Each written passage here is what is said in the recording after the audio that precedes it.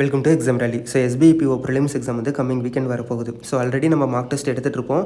அந்த மார்க் டெஸ்ட்டில் நம்மளுடைய ஸ்கோர் 30லேருந்து ஒரு 50க்குள்ளே தான் இருக்குது அப்படின்னா நம்மளுடைய ஸ்கோரை எப்படி மேக்ஸிமைஸ் பண்ணுறது, 55 above 60 above எப்படி நம்ம எடுக்கிறது அப்படிங்கிறத பற்றி டீட்டெயில்டாக இந்த வீடியோவில் நம்ம பார்க்கலாம்.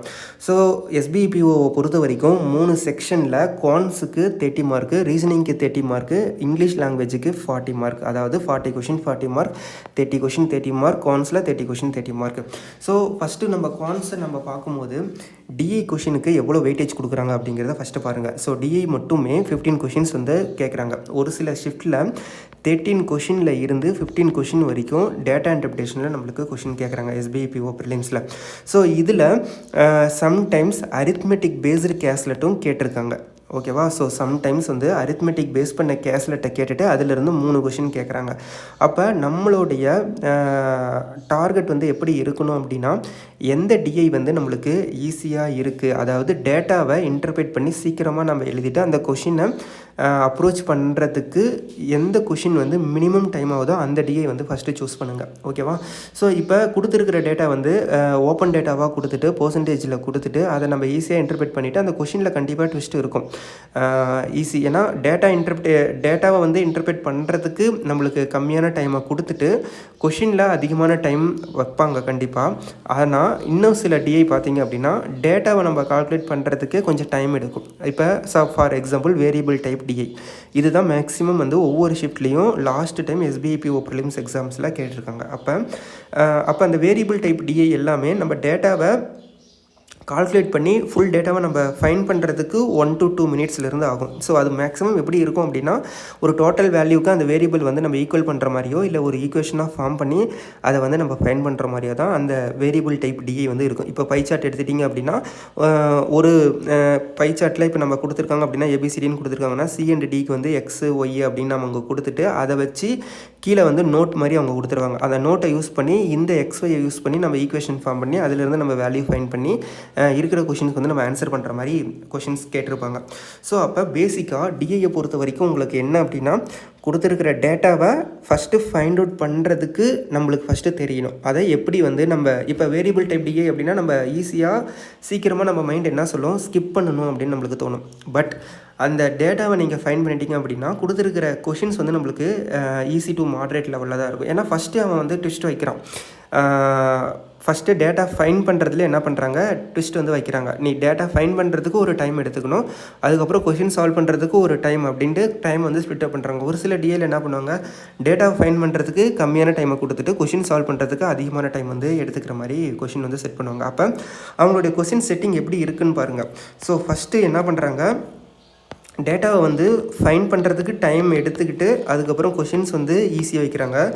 டேட்டா ஃபைன் பண்ணுறதுக்கு டைமை வந்து கம்மி பண்ணிவிட்டு கொஷினை சால்வ் பண்ணுறதுக்கு டைமை வந்து இன்க்ரீஸ் பண்ணுறாங்க. ஓகேவா? ஸோ அப்போ நம்ம டிஐ எப்படி நம்ம செலக்ட் பண்ணணும், எந்த டேட்டாவை நம்ம ஈஸியாக ஃபைண்ட் அவுட் பண்ணி சீக்கிரமாக நம்ம வேல்யூ கண்டுபிடிச்சி நம்ம ஆன்சர் பண்ண முடியுமோ அந்த கொஷினை ஃபஸ்ட்டு செலக்ட் பண்ணி அந்த கொஷின்ஸ் எல்லாமே இப்போ சப் கொஷினை நீங்கள் பார்க்கும்போது எப்படின்னா, சப் கொஷினை பொறுத்த வரைக்கும் இப்போ ஒரு 5 கொஷின் 6 கொஷின் கேட்குறாங்க அப்படின்னா கண்டிப்பாக ஒரு 2 கொஷின் இல்லாட்டி 3 கொஷின் வந்து கண்டிப்பாக ஈஸி டு மாட்ரேட் லெவலில் தான் இருக்கும். ஸோ அந்த 3 கொஷினை ஃபஸ்ட்டு அப்ரோச் பண்ணி முடிச்சிருங்க. ஸோ ரிமைனிங் இருக்கிற ஒரு கொஷின் 2 கொஷின் வந்து ஒரு கொஷின் வந்து சப்போஸ் உங்களுக்கு கான்செப்டே தெரியல, அது எப்படி அப்ரோச் பண்ணுறதுனே தெரில அப்படின்னா அதை ஸ்கிப் பண்ணிடுங்க. அதை சால்வ் பண்ணிவிட்டு மற்ற ஈஸியாக இருக்கிற கொஷின் மாட்ரேட் லெவலில் இருக்கிற கொஷின் வந்து விட்டுறாதீங்க. ஹார்ட் லெவல் கொஷினில் டைமை ஸ்பெண்ட் பண்ணி easy level question moderate level கொஷினில் அட்டன் பண்ணுறதை நீங்கள் மிஸ் பண்ணிடாதீங்க. ஓகேவா? ஸோ ஒரு டிஐயில் எல்லா கொஷினும் அட்டன் பண்ணணும் அப்படிங்கிறது கிடையாது. ஒரு 5 கொஷின் இருக்குது, 6 கொஷின் இருக்குது, அதில் ஒரு கொஷின் 2 கொஷின் வந்து ரொம்ப ஹார்டாக இருக்குது, அதை வந்து கான்செப்டை நம்ம கிராக் பண்ணி சால்வ் பண்ணுறதுக்கு ரொம்ப டைம் எடுக்குது அப்படின்னா அதை ஸ்கிப் பண்ணிவிட்டு அடுத்த டிஐயோ இல்லை அடுத்த அப்ளிகேஷன் சம்ஸோ நீங்கள் மூவ் பண்ணிடுங்க. ஸோ ஃபஸ்ட்டு ஓப்பன் ஆனோடனே குவான்டிடேட்டிவ் ஆப்டிடியூட் செக்ஷன் ஓப்பன் ஆகுமா, இதில் ஃபஸ்ட்டு இந்த ராங் நம்பர் குவாட்ரேட்டிக் ஈக்குவேஷன் வந்து ஒரு 3லேருந்து 5 கொஷின் கேட்குறாங்கன்னா இதை ஃபஸ்ட்டு அட்டன் பண்ணி முடிச்சிருங்க. ஃபஸ்ட்டு இந்த ஈஸியாக ரொம்ப ஈஸியாக ஸ்கோர் பண்ணுறது வந்து முடிச்சிருங்க. சப்போஸ் ராங் நம்பர் வருது அப்படின்னா லாஜிக் கிராக் பண்ண பாருங்கள். அப்படி கிராக் பண்ணல அப்படின்னா ஸ்கிப் பண்ணிவிட்டு அடுத்த டாபிக் அப்ளிகேஷன் சம்ஸ்க்கோ இல்லை டிஐக்கோ மூவ் பண்ணிடுங்க. ஓகேவா? ஸோ இப்போ இதிலிருந்து ஒரு சப்போஸ் அப்ராக்சிமேஷன் கேட்குறாங்க இல்லை குவாட்ரேட்டிக் கேட்குறாங்க, அது வந்து நம்ம ஈஸியாக வந்து ஒரு 3 to 5 கொஷின் ஸ்கோர் பண்ண முடியும்னா இதை வந்து அட்டன் பண்ணி ஃபஸ்ட்டு ஒரு 5 மார்க் வந்து நம்ம ஸ்கோர் பண்ணி வச்சிடலாம். அதுக்கப்புறம் ஈஸியாக எந்த டிஐ இருக்குதுன்னு பாருங்கள். ஈஸியாக டேட்டாவை எந்த டிஐயிலேருந்து எடுத்து நம்ம எழுதி கொஷினை சால்வ் பண்ண முடியும் அப்படின்னு நம்ம பார்த்துட்டு அந்த டிஐயை சூஸ் பண்ணி அதை ஃபஸ்ட்டு கம்ப்ளீட் பண்ணுங்கள். ஓகேவா? ஸோ அதுக்கப்புறமேட்டுக்கு சப்போஸ் கேஸ்லெட் இருக்குது, அது அரித்மெட்டிக் பேஸ்டு கேஸ்லெட்டு, அது என்னால் சால்வ் பண்ண முடியும். ஏன்னா அரித்மெட்டிக் பேஸ் பண்ணி கேஸ்லெட் கேட்குறாங்க அப்படின்னா கண்டிப்பாக அதை கரெக்டாக நீங்கள் சால்வ் பண்ணிங்க அப்படின்னா ஒரு 2 ஈக்குவேஷனாக ஃபார்ம் ஆகி அதிலிருந்து நம்ம வந்து டேட்டாவை கால்குலேட் பண்ணி நம்ம எழுதுகிற மாதிரி இருக்கும். மோஸ்ட்டாக எல்லா கேஸ்லெட்டுமே நீங்கள் பார்த்தீங்க அப்படின்னா ஈக்குவேஷனாக ஃபார்ம் ஆகும். அந்த ஈக்குவேஷனை சால்வ் பண்ணி அதிலிருந்து எக்ஸ் ஒய் வேல்யூவை நம்ம ஃபைன் பண்ணி அதிலிருந்து நம்ம ஃபுல் வேல்யூ நம்ம வந்து கால்குலேட் பண்ணுற மாதிரி இருக்கும். ஸோ பேசிக்காக என்ன கான்செப்ட் வந்து டிஐ அண்ட் கேஸ்லெட்டில் வைக்கிறாங்க அப்படிங்கிறத நம்ம ஃபஸ்ட்டு அண்டர்ஸ்டாண்ட் பண்ணிக்கணும். இப்போ வேரியபிள் டைப் டிஐ கொடுக்குறாங்க அப்படின்னா அதில் என்ன எதுக்காக அந்த வேரியபிள் டைப் அவங்க கொடுக்குறாங்க அப்படிங்கிறத நம்ம ஃபஸ்ட்டு அண்டர்ஸ்டாண்ட் பண்ணிக்கணும். இப்போ எக்ஸ் ஒய் அவங்க கொடுக்குறாங்க, ஏன் எக்ஸ் ஒய் கொடுக்குறாங்க, ஏன் டோட்டல் வேல்யூ கொடுக்குறாங்க, ஏன் கீழே வந்து நோட்ஸ் கொடுக்குறாங்க அப்படிங்கிறத நம்ம ஃபஸ்ட்டு அண்டர்ஸ்டாண்ட் பண்ணிக்கணும். அப்போ எக்ஸ் ஒய் கொடுத்துருக்காங்க அப்படின்னா கீழே கண்டிப்பாக ஒரு இன்ஃபர்மேஷனோ இல்லை டோட்டல் வேல்யூவோ கொடுத்துருப்பாங்க. அந்த டோட்டல் வேல்யூவோ இந்த எக்ஸ் ஒய் எதுக்கு அப்படின்னு நம்ம பார்த்துட்டு அதை ரெண்டையும் நம்ம சால்வ் பண்ணனா தான் நம்ம வந்து கொஷினையே நம்ம சால்வ் பண்ண முடியும், டேட்டாவே நம்ம ஃபைன் பண்ண முடியும் அப்படிங்கிற இதை வந்து நம்ம ஃபஸ்ட்டு புரிஞ்சிக்கணும். ஸோ அதை புரிஞ்சுட்டு அதை நம்ம சால்வ் பண்ணி அந்த கொஷினை வந்து நீங்கள் ஆன்சர் பண்ணணும். அதே மாதிரி நம்ம டிஐயோட சப் கொஷின்ஸ் வந்து கொடுத்துருப்போம். ஒரே டிஐயில் 31 கொஷின் சப் கொஷின்ஸ். ஸோ அந்த டிஐ மாடல் கொஷின்ஸில் இருந்து தான் எல்லா ப்ரிலிம்ஸ் கொஷினோட மாடலுமே உங்களுக்கு கண்டிப்பாக கவர் ஆயிரும். அதாவது அதில் ஈக்குவேஷன் பேஸ் பண்ண கொஷின், வேரியபிள் டைப்பு பேஸ் பண்ண கொஷின், இன்க்ரீஸ் ஆகிறது டிக்ரீஸ் ஆகிறது. இப்போ எப்படின்னா ஒரு இயர் கொடுத்துருவாங்க, 2021 கொடுத்துருவாங்க. இதிலிருந்து நெக்ஸ்ட் இயர் வந்து 2022 அதே ஏங்கிற ஷாப் வந்து சோல்வ் பண்ணியிருக்காங்க இல்லாட்டி அன்சோல்வ் பண்ணியிருக்காங்க அப்படின்னு ஸ்ப்ளிட் அப் பண்ணி அதில் ஒரு ஈக்குவேஷனாக ஃபார்ம் பண்ணி சால்வ் பண்ணியிருப்பாங்க. இந்த மாதிரி மாடல் கொஷின் எல்லாமே அந்த டிஐ கேம் சேஞ்சர் அப்படிங்கிற ஒரு பேக்கேஜில் 31 சப் கொஷினில் நம்மளை எல்லாமே கவர் பண்ணியிருக்கோம். ஸோ டிஐயோட மாடல் கொஷின் நம்மளுக்கு தெரிஞ்சிச்சுன்னா மட்டும்தான் அங்கே கேட்குற டிஐ கொஷினை நம்மளால் அங்கே ஆன்சர் பண்ண முடியும். அப்போ ஒவ்வொரு டிஐ கொஷின் நம்ம பார்க்கும்போது அதை எப்படி நம்ம அப்ரோச் பண்ணணும் அப்படிங்கிற ஐடியா ஃபஸ்ட்டு நம்மளுக்குள்ளே வரணும். அந்த ஐடியா எப்போ வரும் அப்படின்னா நம்ம இதுக்கு முன்னாடியே அந்த மாதிரி டைப் ஆஃப் கொஷின்ஸ் எல்லாம் சால்வ் பண்ணியிருந்தால் மட்டும்தான் அந்த டிஐ கொஷினை பார்த்தோன்னே இந்த கான்செப்ட் தான் அப்படிங்கிறது நம்மளுக்கு வந்து ஈஸியாக அண்டர்ஸ்டாண்ட் பண்ணிக்க முடியும். அப்போ உங்களுக்கு எக்ஸாமில் போய் இப்போ நிறைய ஆஸ்பிரண்ட்ஸ் வந்து சொல்கிறது என்னென்னா டிஐ கொஷின் வந்து ரொம்ப பெருசாக இருந்துச்சு, அதை என்னால் அட்டன் பண்ண முடியல, அதோடைய கான்செப்ட் என்னால் கிராக் பண்ண முடியல அப்படிங்கிறதுக்கு பின்னாடி என்ன இருக்குது அப்படின்னா அந்த மாதிரி கொஷின் அவங்க பார்க்காதனால தான் அந்த கொஷினை வந்து ஈஸியாக அவங்களால கான்செப்ட் வந்து கிராக் பண்ண முடியல. அப்போ எந்த மாதிரி கொஷின் வந்து டிஐயில் கேட்குறாங்க அப்படிங்கிறத ஃபஸ்ட்டு நீங்கள் ப்ராக்டிஸ் பண்ணணும். அந்த ப்ராக்டிஸ் இருந்தால் மட்டும்தான் அங்கே கேட்குற கொஷின்ஸ் வந்து நம்மளால் கிராக் பண்ண முடியும். ஸோ நம்ம மார்க் டெஸ்ட்டில் எல்லா SBIPO மார்க் டெஸ்ட்டாக இருக்கட்டும், இல்லை IBPSPO ப்ரிலிம்ஸ் மார்க் டெஸ்ட்டாக இருக்கட்டும், எல்லா டைப் ஆஃப் டிஐ சப் கொஷினுமே நம்ம உள்ள வந்து கவர் பண்ணியிருக்கோம். ஸோ இப்போ ஒரு மார்க் டெஸ்ட் மட்டும் அட்டன் பண்ணிவிட்டு சப்போஸ் மார்க் கம்மியாக வருது அப்படின்னு வெக்ஸ் ஆகிட்டு விட்டுட்டீங்க அப்படின்னா கண்டிப்பாக ஒவ்வொரு மார்க் டெஸ்ட்லேயும் நம்ம கொடுத்துருக்குற கொஷின் வந்து உங்களுக்கு அடுத்தடுத்த லெவலில் கொண்டுட்டு போகும். ஒரு கொஷின் நம்ம சால்வ் பண்ணுறோம், ஒரு கொஷினை நீங்கள் எடுத்துட்டீங்க அப்படின்னா ஒவ்வொரு மாடல் ஆஃப் கொஷினுமே நம்ம உள்ளே கொடுத்துருப்போம்.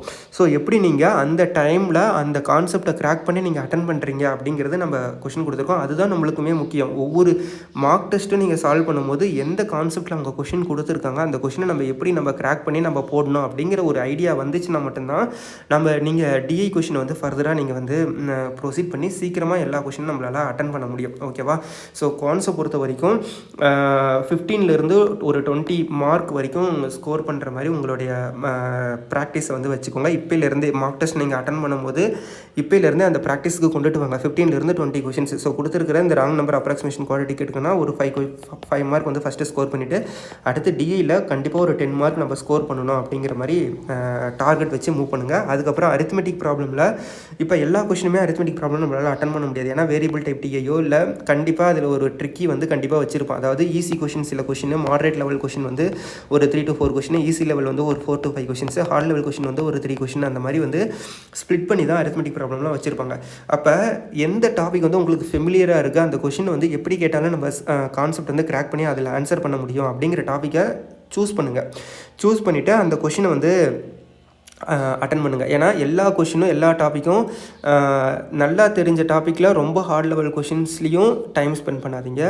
தெரிஞ்ச டாப்பிக்கில் ஈஸியாக அந்த கான்செப்ட் எந்த கொஷினில் அந்த கான்செப்டை ஈஸியாக நம்ம கொஷினை பார்த்தோன்னே இது இப்படி தான் சால்வ் பண்ணணும் அப்படிங்கிற ஒரு ஐடியா நம்ம மைண்டுக்குள்ளே வரும்.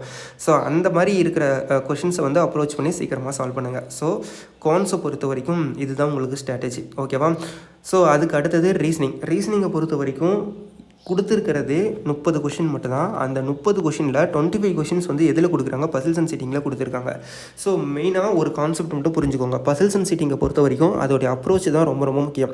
ஸோ பசில்ஸை பொறுத்த வரைக்கும் உங்களுடைய மைண்ட் வந்து எப்படி இருக்கும் அப்படின்னா, இந்த பசிலை சால்வ் பண்ண முடியும், இந்த சீட்டிங்கை வந்து சால்வ் பண்ண முடியாது அப்படிங்கிற மாதிரி ஒரு மைண்ட் செட்டுக்கு மட்டும் எப்பயுமே போகாதீங்க. ஒரு பசில் வந்து எப்பயுமே எந்த இடத்துல ட்ரிக்கி வைக்கிறாங்க, எந்த இடத்துல வந்து கேஸ் கேன்சல் ஆகுது அப்படிங்கிறத ஃபஸ்ட்டு அண்டர்ஸ்டாண்ட் பண்ணிக்கோங்க. ஓகேவா? ஸோ ப்ரிலிம்ஸை பொறுத்த வரைக்கும் இப்போ 30 கொஷின் இருக்குன்னா, இந்த 30 கொஷினில் 25+ வந்து ஈஸியாக நம்மளால் போட முடியும். ரீசனிங் செக்ஷனை பொறுத்த வரைக்கும் இப்போ கவுன்சிலில் கூட சில இடத்துல வந்து நம்மளுக்கு கால்குலேஷனாக இருக்கும், ட்ரிக்கியாக இருக்கும், அந்த கான்செப்டை கிளியர் பண்ண முடியாது. ஏன்னா சம்திங் கால்குலேஷன் சம்திங் ரொம்ப ட்ரிக்கியாக வச்சுருக்காங்க அப்படிங்கிற ஒரு மைண்ட் செட் கூட நம்மளுக்கு இருக்கும். பட் ரீசனிங்கை பொறுத்த வரைக்கும் உங்களுக்கு எந்த இடத்துலையுமே நம்மளால் வந்து அதிக ஸ்கோர் வந்து நம்மளால் பண்ண முடியாதோ அப்படிங்கிற மாதிரி எந்த மைண்ட் செட்டுக்கும் போகாதீங்க. கண்டிப்பாக நம்மளால் ஒரு 25+ வந்து நம்மளால் ஸ்கோர் பண்ண முடியும் அப்படிங்கிற ஒரு மைண்ட் செட் வந்து கொண்டு வாங்க. ஏன் அப்படின்னா, இப்போ பசில்ஸ் அண்ட் சீட்டிங்கில் எந்த இடத்துல ட்ரிக்கினஸ் வைப்பாங்க அப்படிங்கிறது நான் டீட்டெயிலாக சொல்லிடலாம். இப்போ ஒரு பசில் ஆரம்பிக்குது அப்படின்னா ஃபஸ்ட்டு வந்து ஓப்பன் ஸ்டேட்மெண்ட் இருக்கும். அதாவது ஃபஸ்ட்டு ஸ்டேட்மெண்ட்டில் அந்த பசில் வந்து ஸ்டார்ட் ஆகும். இப்போ லீனியர் அரேஞ்ச்மெண்ட் இருக்குன்னா ஒரு 7% இல்லை 8% இருக்குன்னு வைங்களேன். இப்போ இந்த லீனியர் அரேஞ்ச்மெண்ட்டில் 7% இருக்குது. ஃபஸ்ட்டு ஓப்பனிங் ஸ்டேட்மெண்ட் என்ன கொடுத்துருப்பாங்க அப்படின்னா, A sits second from one of the extreme end அப்படின்னு கொடுப்பாங்க. அப்போ அது வந்து 2 கேஸாக நம்மளுக்கு ஸ்ப்ளிட் ஆகும். அதுக்கப்புறம் 1% இல்லை 2 அதுக்கப்புறம் ஒரு 2% sits between A and B அப்படின்னு அவங்க கொடுக்குறாங்கன்னு. இந்த மாதிரி தான் ஃபஸ்ட்டு வந்து சீட்டிங் அரேஞ்ச்மெண்ட் வந்து ப்ரொசீட் ஆகும். ஸோ இதுக்கப்புறம் என்ன பண்ணும், ஒரு செட்டன் ஒரு 3 ஸ்டேட்மெண்ட்டை யூஸ் பண்ணி ஒரு வேரியபிள் வந்து நம்ம ஃபிக்ஸ் பண்ணிடுவோம். இதுக்கப்புறம் என்ன பண்ணுவோம், இந்த ஏபிஇ இந்த 3 வேரியபிளை விட்டுட்டு அதுக்கு அடுத்து கொடுத்துருக்க ஸ்டேட்மெண்ட் பார்த்தீங்கன்னா இந்த 3க்குமே சம்மந்தம் இல்லாமல் ஒரு ஸ்டேட்மெண்ட் வந்து கொடுத்துருப்பாங்க. ஸோ இன்னொரு டைம் சொல்கிறேன், ஒரு பசிலோ ஒரு சீட்டிங்கோ ஸ்டார்ட் ஆகுது அப்படின்னா ஃபஸ்ட்டு ஸ்டார்ட் ஆகும் போதே அது ஃபிக்ஸ்டு ஸ்டேட்மெண்ட்டாக, அதாவது ஈஸியாக வந்து ஒரு செட்டன் பிளேஸில் நம்ம ஃபிக்ஸ் பண்ணுற மாதிரி தான் எந்த ஒரு பசிலாக இருக்கட்டும் இல்லை சீட்டிங் அரேஞ்ச்மெண்ட்டாக இருக்கட்டும் ஃபஸ்ட்டு வந்து ஸ்டார்ட் பண்ணுவாங்க. இப்போ ஃபார் எக்ஸாம்பிள் லீனியர் அரேஞ்ச்மெண்ட் அப்படின்னா செகண்ட் ஃப்ரம் த எக்ஸ்ட்ரீமெண்ட்னு ஸ்டார்ட் ஆகும். அதே ஃப்ளோர் அப்படின்னு நீங்கள் எடுத்துட்டிங்கன்னா ஏ லிவ்ஸ் ஆட் நம்பர் ஃப்ளோர் இல்லாட்டி ஈவன் நம்பர் ஃப்ளோர்னு ஸ்டார்ட் ஆகும். அதுவே டெஸ்டினேஷன் எடுத்துட்டிங்க அப்படின்னா இந்த டெஸ்டினேஷனுக்கு கீழே ஏ வருவாங்க அப்படிங்கிற மாதிரி இருந்துடும். அதாவது ஃபஸ்ட்டு ஸ்டேட்மெண்ட்டில் உங்களுக்கு எப்படி ப்ரொசீட் ஆகும் அப்படின்னா, ஒரு 2 கேஸாவோ இல்லை 3 கேஸாவோ ஸ்ப்ளிட் ஆகிற மாதிரி தான் ஃபஸ்ட்டு ஸ்டேட்மெண்ட்டில் கொடுத்துருப்பாங்க. அதாவது ஃபஸ்ட்டு ஸ்டேட்மெண்ட்லையோ இல்லை செகண்ட் ஸ்டேட்மெண்ட்லையோ ஒரு சில டைம் ஃபஸ்ட்டு ஸ்டேட்மெண்ட்டில் டேரெக்டாக ஃபிக்ஸ் ஆகிற மாதிரி கொடுப்பாங்க. அடுத்த ஸ்டேட்மெண்ட்டை நீங்கள் படிச்சிங்க அப்படின்னா ஒரு 2 கேஸாக பிரிகிற மாதிரி கொடுத்துருப்பாங்க. அப்போ பசில்ஸ் அண்ட் சீட்டிங்கை பொறுத்த வரைக்கும் ஃபஸ்ட்டு ஒரு 3 ஸ்டேட்மெண்ட் 4 ஸ்டேட்மெண்ட் வந்து கண்டினியூஸ் ஸ்டேட்மெண்ட்டாக இருக்கும். அதாவது ஒரு போர்ஷன் கொடுத்துருக்காங்கன்னா அதோடைய கண்டினியூட்டி அடுத்த ஸ்டேட்மெண்ட்டில் இருக்கும், அதோடைய கண்டினியூட்டி அடுத்த ஸ்டேட்மெண்ட்டில் இருக்கும். ஸோ இந்த மாதிரி வந்து உங்களுக்கு பசில்ஸ் அண்ட் சீட்டிங் ப்ரொசீட் ஆகும்.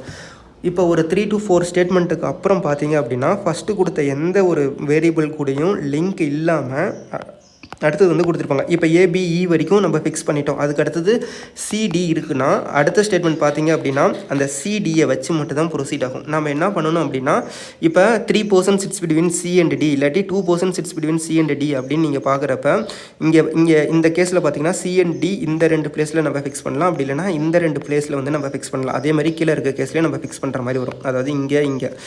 ஸோ அப்போ நம்ம எப்படின்னா, இப்போ சி அண்ட் டியை வச்சு நம்மளுக்கு 2 கேஸ் 3 கேஸ் அகைன் அந்த ஒரு ஸ்டேட்மெண்ட்டை வச்சு நம்மளுக்கு ஸ்ப்ளிட் ஆகுது அப்படிங்கிறப்ப கண்டினியூஸாக அடுத்த ஸ்டேட்மெண்ட்டையும் பார்த்துருங்க. அடுத்த ஸ்டேட்மெண்ட் பார்த்தீங்கன்னா டி வந்து பிக்கு நியராக வராது இல்லாட்டி ஈக்கு நியராக வராது அப்படிங்கிற மாதிரி ஒரு ஸ்டேட்மெண்ட்டை கொடுத்து அந்த எக்ஸ்ட்ரா போகிற பாசிபிலிட்டி வந்து கட் பண்ணியிருப்பாங்க. ஸோ ஒரு பசில்ஸ் அண்ட் சீட்டிங்கில் ஃபஸ்ட்டு ஸ்டார்ட் பண்ணும்போது எப்படி ஸ்டார்ட் ஆகுது, அது எந்த லெவல் வரைக்கும் கண்டினியூஸாக ஸ்டேட்மெண்ட் வந்து போகுது, அதுக்கப்புறம் அந்த கண்டினியூட்டி எந்த இடத்துல வந்து ஸ்டாப் ஆகி அடுத்த அதாவது கொடுத்துருக்கிற இது வரைக்கும் யூஸ் பண்ணாத வேரியபிள் வந்து யூஸ் பண்ணி எப்படி கண்டினியூ பண்ணுறாங்க, அந்த கண்டினியூட்டியில் ரொம்ப எக்ஸ்ட்ரா பாசிபிள் கேஸ் போகிறப்ப அடுத்த ஸ்டேட்மெண்ட்டை படித்து அந்த எக்ஸ்ட்ரா பாசிபிள் கேஸை நம்ம கட் பண்ணி எப்படி நம்ம பசில்ஸ் அண்ட் சீட்டிங்கை ப்ரொசீட் பண்ணுறோம் அப்படிங்கிறது தான் இருக்குது. ஓகேவா? ஸோ அப்போ அந்த எக்ஸ்ட்ரா பாசிபிலிட்டி கேஸை நீங்கள் அடுத்த ஸ்டேட்மெண்ட்டை படித்து அந்த எக்ஸ்ட்ரா பாசிபிலிட்டி கேஸை கண்டினியூ பண்ணிவிட்டு அந்த ஏற்கனவே இருந்த ஃபஸ்ட்டு 2 கேஸில் தான் நீங்கள் ப்ரொசீட் பண்ணுற மாதிரி இருக்கும். அதுக்கப்புறமேட்டுக்கு என்னென்னா கிரிட்டிக்கல் ஸ்டேட்மெண்ட் கொண்டு வருவாங்க. ஸோ கிரிட்டிக்கல் ஸ்டேட்மெண்ட்டை பொறுத்த வரைக்கும் உங்களுக்கு எப்படி கொண்டு வருவாங்க அப்படின்னா 1 more than இல்லாட்டி 1 less than இல்லாட்டி 2 more than இல்லாட்டி as many as. ஸோ இந்த மாதிரி கிரிட்டிக்கல் ஸ்டேட்மெண்ட் உள்ளே கொண்டு வந்து என்ன பண்ணுவாங்கன்னா நம்மளுக்கு யோசிக்க வைப்பாங்க. அதாவது 2 வேரியபிளை கொடுத்துருவாங்க. 2 வேரியபிளை கொடுத்துட்டு இந்த வேரியபிள்லேருந்து இந்த வேரியபிள் வந்து 1 மோர் தென் 1 லெஸ் தென் அப்படிங்கிற மாதிரி போர்ஷன்ஸ் வந்து நம்ம கொடுத்து நம்ம அந்த பிளேசஸ் வந்து நம்ம அந்த ஸ்டேட்மெண்ட்டை யூஸ் பண்ணி நம்ம ஃபிக்ஸ் பண்ணுற மாதிரி இருக்கும். இந்த இடத்துல கொஞ்சம் நம்ம யோசித்து கரெக்டாக அந்த ஸ்டேட்மெண்ட்டை நம்ம ஃபிக்ஸ் பண்ணிட்டோம் அப்படின்னா டோட்டல் பசிலும் நம்ம முடித்த மாதிரி. ஸோ பசில்ஸ் அண்ட் சீட்டிங் இப்போ ஒரு பசிலாக இருக்கட்டும், பசிலாக இருந்தாலும் அதே தான். அதாவது number of persons lives above A is 1 more than number of persons lives below B அந்த மாதிரி. ஸோ இந்த மாதிரி ஸ்டேட்மெண்ட்டில் கேர்ஃபுல்லாக அந்த ஸ்டேட்மெண்ட்டை நம்ம அப்ரோச் பண்ணி நம்ம சால்வ் பண்ணுவோம். ஸோ நம்ம இதில் நம்ம கொடுத்துருக்கிற எல்லா டிஐ கொஷின்ஸுமே அதே மாதிரி தான். அதாவது பசில்ஸ் அண்ட் சீட்டிங் கொஷின்ஸுமே ரீசனிங்கில் கொடுத்துருக்கிறது வந்து எக்ஸாமில் எவ்வளோ நம்பர் ஆஃப் ஸ்டேட்மெண்ட் யூஸ் பண்ணுறாங்க, எந்த இடத்துல அவங்க வந்து கண்டினியூட்டியை பிரேக் பண்ணுவாங்க, எந்த இடத்த வரைக்கும் கண்டினியூட்டியை வந்து கண்டினியூ பண்ணுவாங்க, அதுக்கு அடுத்தது பிரேக் பண்ணுறது, அதுக்கப்புறம் கிரிட்டிக்கல் ஸ்டேட்மெண்ட் வைக்கிறது, அதுக்கப்புறம் பாசிபிலிட்டி எலிமினேட் பண்ணி அந்த பசில்ஸ் அண்ட் சீட்டிங்கை முடிக்கிறது. ஸோ இந்த மாதிரி தான் நம்ம கொடுத்துருக்கிற ஒவ்வொரு மார்க் டெஸ்ட்லையுமே நம்ம வந்து எக்ஸாமில் கேட்குற மாதிரி ரியல் எக்ஸாமில் எப்படி கொஷின்ஸ் இருக்கோ அந்த மாதிரி தான் நம்மளுடைய ரீசனிங் கொஷின் இருக்கும். அதை அட்டன் பண்ணி பார்த்தீங்கன்னாவே உங்களுக்கு நல்லாவே தெரியும். ஸோ அப்போ எக்ஸாமில் பசில்ஸ் அண்ட் சீட்டிங்கில் 25 கொஷின் கேட்குறாங்க அப்படின்னா ஃபஸ்ட்டு வந்து என்ன பண்ணுங்க அப்படின்னா இப்போ சிங்கிள் வேரியபிள் கேட்குறாங்க அப்படின்னா சிங்கிள் வேரியபிளில் சூஸ் பண்ணி ஃபஸ்ட்டு அட்டன் பண்ணி முடிச்சிருங்க. இப்போ டெஸ்டினேஷனில் 8% வச்சு இல்லை 9% வச்சு சிங்கிள் வேரியபிள் கேட்குறாங்கன்னா அதை அட்டன் பண்ணிடுங்க. அதே மாதிரி லீனியரில் நார்த்து சவுத்தை பேஸ் பண்ணி கேட்குறாங்கன்னா அதை ஃபஸ்ட்டு அட்டன் பண்ணிடுங்க. அதே மாதிரி மற்றது ஃப்ளோர் பேஸ்டோ இல்லை ஃப்ளோர் வித் ஃப்ளாட்லேயே என்ன பண்ணுவாங்க அப்படின்னா 2 வேரியபிள் கேட்பாங்க. அதில் இப்போ ரொம்ப முக்கியமான விஷயமே என்ன அப்படின்னா ஒவ்வொரு பசில்ஸ் அதாவது ஒவ்வொரு டாபிக் இருக்குது இல்லையா, லீனியர் அரேஞ்ச்மெண்ட்டு, பேரலல் ரோ, அதே மாதிரியே டெஸ்டினேஷனாக இருக்கட்டும், ஃப்ளோர் வித் ஃப்ளாட்டாக இருக்கட்டும், சீக்வன்ஸ் பேஸ்டு பசில்ஸாக இருக்கட்டும், ஸோ இந்த மாதிரி அன்னோன் லீனியராக இருக்கட்டும், இந்த மாதிரி எல்லா பசில்ஸ் அண்ட் சீட்டிங் அரேஞ்ச்மெண்ட்லேயும் எந்த கிரிட்டிக்கல் ஸ்டேட்மெண்ட் எப்படி யூஸ் ஆகுது அப்படிங்கிறத ஃபஸ்ட்டு அண்டர்ஸ்டாண்ட் பண்ணிக்கோங்க. அதாவது இப்போ லீனியர் அரேஞ்ச்மெண்ட்டில் 1 மோர் தென் 1 லெஸ் தென் அப்படின்ற 2 பர்சனுக்கு இதில் வரும். அதே மாதிரி டெஸ்டினேஷன் நீங்கள் பார்த்தீங்க அப்படின்னா அதே ஸ்டேட்மெண்ட்டை ஜூனியர் சீனியர் யூஸ் பண்ணி கொடுத்துருப்பாங்க. அதே மாதிரி பேரலல் ரோ பார்த்தீங்க அப்படின்னா 1 who face அப்படின்னு சொல்லிட்டு ஒரு ஸ்டேட்மெண்ட் வந்து ஆட் பண்ணுவாங்க. அந்த இடத்துல தான் நம்ம கன்ஃபியூஸ் ஆகி அதே ரோல் எடுக்கணுமா இல்லை ஆப்போசிட் இருக்கிற ரோலை வந்து நம்ம எடுத்து கொண்டுட்டு வரணுமா அப்படிங்கிறது நம்ம யோசித்து அந்த இதை வந்து நம்ம கரெக்டாக கொண்டுட்டு போகணும். ஸோ பசில்ஸ் அண்ட் சீட்டிங்கை பொறுத்த வரைக்கும் எப்படி அப்ரோச் பண்ணணும், எந்த மாதிரி கொஷின்ஸ் அப்ரோச் பண்ணணும் அப்படிங்கிறத கரெக்டாக பார்த்துக்கோங்க. ஸோ ரிமைனிங் இருக்கிற 5 கொஷின் வந்து ஈஸி தான். உங்களுக்கு மற்ற டாப்பிக்கில் சப்போஸ் பிளட் ரிலேஷன் கேட்குறாங்க, இல்லாட்டி டைரக்ஷன் சென்ஸ் கேட்குறாங்க, இல்லாட்டி சிலாஜிசம் இன்ஈக்வாலிட்டி கேட்குறாங்க, ஆர்டர் அண்ட் ரேங்கிங் கேட்குறாங்க அப்படின்னா அதில் ஒரு 3 கொஷின் கேட்டுட்டு ரிமைனிங் இருக்கிறது மிஸ்லனஸில் ஒரு 2 கொஷின் கேட்டுருவாங்க. ஸோ இந்த மாதிரி தான் SBI PO ப்ரிலிம்ஸ் எக்ஸாம்ஸில் லாஸ்ட் இயர் கேட்டது. ஸோ மேக்ஸிமம் பசில்ஸ் அண்ட் சீட்டிங்கை நீங்கள் எந்த அளவுக்கு வந்து எவ்வளோ சீக்கிரம் நீங்கள் சால்வ் பண்ணுறீங்களோ அவ்வளோ சீக்கிரம் நம்ம வந்து ரீசனிங் செக்ஷனில் நம்ம வந்து ஸ்கோர் பண்ண முடியும், அதிகமாக ஸ்கோர் பண்ண முடியும். ஸோ அதோடைய ஃப்ளோ அண்ட் நேச்சரை பார்த்துக்கோங்க, பசில்ஸ் அண்ட் சீட்டிங்கை எப்படி அப்ரோச் பண்ணணும் அப்படின்ட்டு. ஸோ அதுக்கேற்ற மாதிரி இப்போ இயர் பேஸ்டாக வந்துச்சுன்னா லாஸ்ட்டாக அதை வந்து ட்ரை பண்ணுங்கள். ஸோ ரிமைனிங் இருக்கிற டாபிக் எல்லாமே ஓரளவுக்கு மோஸ்ட்டாக யூஸாக இருக்கும். அந்த கிரிட்டிக்கல் ஸ்டேட்மெண்ட் மட்டும் ரொம்ப ரொம்ப கேர்ஃபுல்லாக டீல் பண்ணுங்கள். நம்ம மார்க் டெஸ்ட்டில் இருக்கிற இப்போ 10 மார்க் டெஸ்ட் கொடுத்துருக்கோன்னா அந்த 10 மார்க் டெஸ்ட்லேயும் எல்லா பசில்ஸ் அண்ட் சீட்டிங்லையுமே அந்த கிரிட்டிக்கல் ஸ்டேட்மெண்ட் நம்ம யூஸ் பண்ணியிருப்போம். ஸோ நீங்கள் சால்வ் பண்ணிங்கன்னா தான் எந்த இடத்துல நம்ம ஸ்டக் ஆகிறோம் அப்படிங்கிற விஷயமே நம்மளுக்கு புரிய வரும். ஸோ ஒவ்வொரு பசில்ஸ் அண்ட் சீட்டிங்கும் ஃபஸ்ட்டு சால்வ் பண்ணுங்கள். எக்ஸாம் லெவலில் இருக்க பசில்ஸ் அண்ட் சீட்டிங்கை சால்வ் பண்ணிங்கன்னா தான் எந்த இடத்துல நம்ம ஸ்டக் ஆகிறோம் அப்படிங்கிறது நம்மளுக்கு தெரியும். ஓகேவா? ஸோ கொடுத்துருக்கிற இப்போ அடுத்த ஸ்லைடில் உங்களுக்கு நான் எக்ஸ்பிளைன் பண்ணுறேன். 5 SBI POக்கு வந்து 5 லைவ் டெஸ்ட் வந்து நம்ம கொடுத்துருக்குறோம். அதாவது உள்ள மார்க் டெஸ்ட்டாக கொடுத்ததை லைவ் டெஸ்ட்டுக்கு அப்படியே நம்ம மூவ் பண்ணி கொண்டு வந்திருக்கோம். ஸோ இது வந்து ஃப்ரீ தான் எல்லாத்துக்குமே. இப்போ உங்கள் ஃப்ரெண்ட்ஸுக்கு இது எல்லாமே ஷேர் பண்ணுங்கள். எக்ஸாம் லெவலில் கான் செக்ஷனாக இருக்கட்டும், இல்லை ரீசனிங் செக்ஷனாக இருக்கட்டும், இல்லை இங்கிலீஷ் செக்ஷனாக இருக்கட்டும், எப்படி ரியல் எக்ஸாம் லெவலில் நம்ம கொஷின் கேட்குறாங்களோ அதே மாதிரி கொஷின்ஸ் வந்து இந்த 5 மார்க் டெஸ்ட்லையுமே இருக்குது. ஸோ இதை அட்டன் பண்ணி பார்த்தீங்கன்னா தான் நீங்கள் எந்த இடத்துல லேக் ஆகுறீங்க அப்படிங்கிறது கண்டிப்பாக நீங்கள் அனலைசிஸ் பண்ணிக்கலாம். ஏன்னா ரியல் எக்ஸாம் கொஷினில் எப்படி அங்கே நீங்கள் அப்ரோச் பண்ணுறீங்களோ அதே தான் இங்கேயும் நீங்கள் அப்ரோச் பண்ண போகிறீங்க.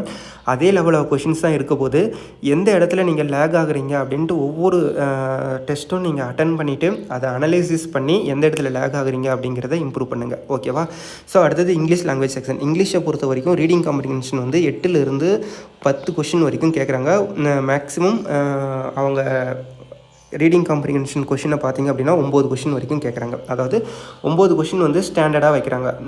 ஒரு நிறையா ஷிஃப்ட்டில் 9 கொஷின் கேட்டிருக்காங்க. சில ஷிஃப்ட்டில் 8, சில ஷிஃப்ட்டில் வந்து 10 கொஷின் கேட்டிருக்காங்க. ஓகேவா?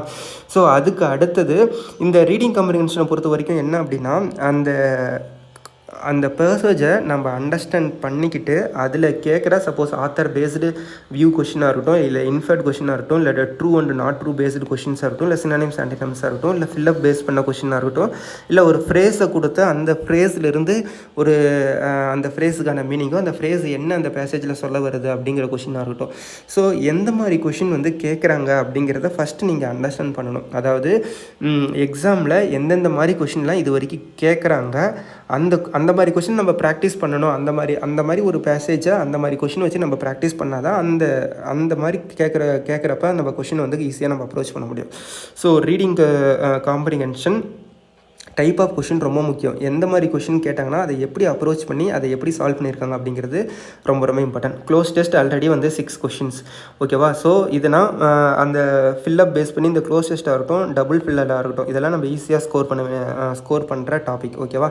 ஸோ அதுக்கு அடுத்தது பார்த்தீங்கன்னா ஸ்கோர் பண்ணுற டாபிக் அப்படின்னு பார்த்தீங்கன்னா பேராஜம்பிள், வேர்ட் ஸ்வாப்பிங், அதுக்கப்புறம் சென்டென்ஸ் ரீஅரேஞ்ச்மெண்ட், இதெல்லாம் நம்ம ஈஸியாக வந்து மார்க் வந்து ஸ்கோர் பண்ணிடலாம். அதுக்கப்புறம் நீங்கள் கிராமரில் வந்து ஸ்ட்ராங்காக இருக்கீங்கன்னா எரர் ஸ்பாட்டிங், அதுக்கப்புறம் வேர்ட் யூசேஜ் வந்து அந்த வேர்ட் கரெக்டாக யூஸ் பண்ணியிருக்காங்களா அப்படிங்கிற மாதிரி கொஷின்ஸ் கேட்பாங்க. ஸோ இந்த இங்கிலீஷை பொறுத்த வரைக்கும் 40 கொஷினில் இங்கிலீஷில் ஸ்ட்ராங்காக நாம் வந்து கான்ஃபிடெண்ட்டாக நம்ம மூவ் பண்ணணும் அப்படின்னா 20 or 25+ நம்ம எடுத்தோம் அப்படின்னாவே ஒரு நல்ல ஸ்கோராக இருக்கும். ஒரு 25+ நீங்கள் எடுக்கிறீங்க இங்கிலீஷில் அப்படிங்கிறப்ப கண்டிப்பாக எடுக்க முடியும். ஏன்னா ரீடிங் ஆர்சி இருக்குது, cloze test and double filler and sentence rearrangement, para jumble, இது எல்லாமே ஒரு ஸ்டாண்டர்டாக கேட்டுறான். எல்லா ஷிஃப்ட்லேயுமே இந்த டாபிக் எல்லாமே கேட்டுறான். ஸோ ஈஸியாக வந்து ஒரு 15லேருந்து ஒரு 20 மார்க் வந்து நம்ம ஈஸியாக ஸ்கோர் பண்ணுற மாதிரி தான் கொஷின் வந்து செட் பண்ணியிருக்காங்க. ரிமைனிங் இருக்கிற ஒரு 10 மார்க் நம்ம மேக்ஸிமைஸ் பண்ணுறோம்ல, அதில் தான் நம்மளுடைய டேலண்ட்டே இருக்குது. ஸோ ஒரு 20 மார்க் நம்ம ஸ்கோர் பண்ணிவிட்டு அடுத்த 10 மார்க்கை எப்படி நம்ம பிளான் பண்ணி ஸ்கோர் பண்ணலாம் அப்படிங்கிறத கரெக்டாக அந்த டாப்பிக்கில் எந்த டாபிக் உங்கள் வெல்வெர்ஸ்டாக இருக்கோ அந்த டாபிக் அப்ரோச் பண்ணி நீங்கள் வந்து சால்வ் பண்ணுங்கள். ஓகேவா? ஸோ நம்ம லைவ் டெஸ்ட்டில் எக்ஸாமில் கான்ஸாக இருக்கட்டும், இல்லை ரீசனிங்காக இருக்கட்டும், இல்லை இங்கிலீஷாக இருக்கட்டும், ரியல் எக்ஸாமில் எப்படி எந்த மாதிரி கொஷின் கேட்குறாங்க, கான்ஸில் வேரியபிள் டைப் கேட்குறாங்க, அதே மாதிரி ரீசனிங்கில் கிரிட்டிக்கல் ஸ்டேட்மெண்ட்டை யூஸ் பண்ணி பசில்ஸ் அண்ட் சீட்டிங்காக இருக்கட்டும், இல்லை ரிமைனிங் இருக்கிற டாப்பிக்காக இருக்கட்டும், அதை எப்படி ரியல் எக்ஸாமில் கேட்குறாங்க. இங்கிலீஷை பொறுத்த வரைக்கும் ஆர்சியில் எப்படி கேட்குறாங்க, க்ளோஸ் டெஸ்ட்டில் எப்படி கேட்குறாங்க, ஆர்சியில் இப்போ ஆத்தர் வியூவாக இருக்கட்டும், இல்லை இன்ஃபர்டாக இருக்கட்டும். ஸோ இந்த மாதிரி என்ன டைப் ஆஃப் கொஷின் வந்து லாஸ்ட் இயர் எக்ஸாம்ஸில் கேட்டிருக்காங்க அப்படிங்கிறத அனலைசிஸ் பண்ணி தான் ஒவ்வொரு மார்க் டெஸ்ட்டும் கொடுத்துருக்கோம். ஸோ எல்லா மார்க் டெஸ்ட்டும் அட்டன் பண்ணி பாருங்கள். அதை அனலைசிஸ் பண்ணி உங்கள் ஸ்கோரை வந்து ரொம்பவுமே முக்கியமே அனலைசிஸ் பண்ணுறது தான். ஒவ்வொரு மார்க் டெஸ்ட்லையும் எப்படி கொஷின் கொடுத்துருக்காங்க, அதை எப்படி அப்ரோச் பண்ணி சால்வ் பண்ணியிருக்காங்க, அதில் நாம் என்ன லேர்ன் பண்ணிக்கிட்டோம் அப்படிங்கிறத அனலைசிஸ் பண்ணி ஒவ்வொரு மார்க் டெஸ்ட்டும் கம்ப்ளீட் பண்ணுங்கள். கண்டிப்பாக இந்த 5 ஃப்ரீ லைவ் டெஸ்ட்டுங்கிறது உங்களுக்கு கண்டிப்பாக ஒரு அடுத்த ஸ்டேஜுக்கு கொண்டுட்டு போகும். ரியல் எக்ஸாம் ஃபீலை கொண்டுட்டு வரும். ரியல் எக்ஸாமில் என்ன தப்பு பண்ணுறீங்களோ அதே தப்பை நம்ம இங்கே பண்ணுறோம் அப்படிங்கிறப்ப அதை இம்ப்ரூவ் பண்ணுறதுக்கான ஒரு சான்ஸாக, ஒரு பிளாட்ஃபார்மாக இது அமையும். ஓகேவா? ஸோ கண்டிப்பாக இந்த 5 ஃப்ரீ லைவ் டெஸ்ட்டையும் உங்கள் ஃப்ரெண்ட்ஸ்கிட்டையும் ஷேர் பண்ணுங்கள். நீங்களும் ஒவ்வொரு மார்க் டெஸ்ட்டாக போட்டு பாருங்கள். போட்டு பார்த்து உங்களுடைய ஸ்கோரை வந்து இம்ப்ரூவ் பண்ணுங்கள். ஓகேவா? ஸோ கண்டிப்பாக இந்த வீடியோ வந்து உங்களுக்கு ரொம்ப யூஸ்ஃபுல்லாக இருக்கும்னு நினைக்கிறேன்.